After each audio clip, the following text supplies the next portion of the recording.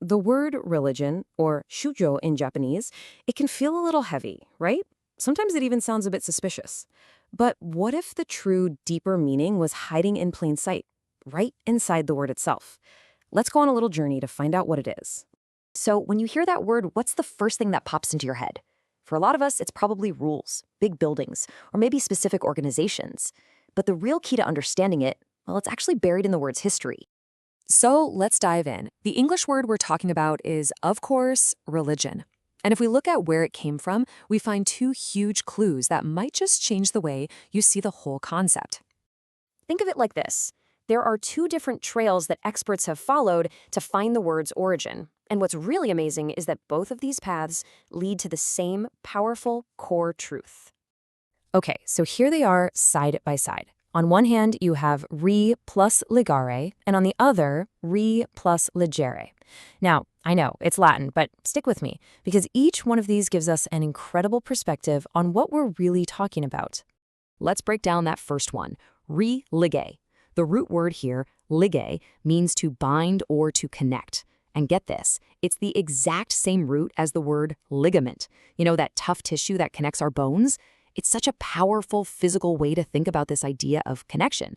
Now, when you add that little prefix re, which means, again, the word religion suddenly becomes something so much deeper. It becomes about that which reconnects us to something greater. That re is the key. It implies that a connection was there once, maybe it was lost, and now it needs to be restored. All right, on to our second clue. This one actually comes from a pretty famous Roman philosopher named Cicero. He argued that the root was religere. Legere means to gather, to read, or to observe something really carefully. So this isn't about a physical bond, it's more about an attitude. And this brings up a really important nuance. Relegere isn't just about looking at something, it's about how you look at it. It suggests this careful, attentive posture, one of respect, a sense of awe, and maybe some humility in the face of something so much bigger than ourselves. So when you put these two ideas together, you get a much more complete picture. Religion isn't just about reconnecting. It's about the quality of that reconnection. It's about seeking that bond again, but doing it with care, with attention, and with respect. This whole idea of reconnecting naturally brings up a really big question, right? If we're reconnecting, what exactly are we supposed to be connecting to? I mean, if we're restoring a connection, what's on the other end of the line? What is this something greater that we're even talking about? Well, this is where everyone's path can look a little different. For some people, that connection is with Christ. For others, it might be with Buddha or the God of Islam. And for many others, it could be something else entirely, a universal principle, nature, a higher truth. The object of that connection is a deeply personal choice that really shapes everything. So let's make this personal. Let's shift away from the big, general definition to what this could mean for you. These are really the fundamental questions. Just forget the word religion for a moment. What kind of life do you want to live? What do you want to hold is truly important? Your answer to these questions, that's the starting point for identifying your own central connection. And what's so cool is seeing how perfectly the Japanese and English concepts align here.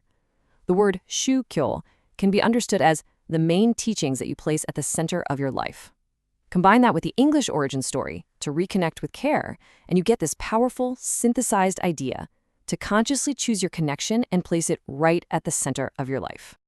And, this fundamental human drive to find a central connection, it really isn't a strange or foreign idea at all. In fact, if you just look around, you can see it everywhere. Think about it. Even for people who might not identify with a specific religion, practices like the first shrine visit of the new year or drawing a paper fortune or simply praying for something, these are incredibly common. It suggests that there's this natural human desire to connect with something beyond just ourselves. So let's do a quick recap of our journey. We've seen that religion points to two core ideas, to reconnect and to do so with care. And at the end of the day, it's really about what you choose to place at the center of your life. That choice is what defines your path, and this search for connection seems to be a deeply human experience. So I'll leave you with this final thought. It's not about the label you choose, but the substance behind it. Looking at your own life, your values, and your hopes, what is the connection you want to place at the very center of it all?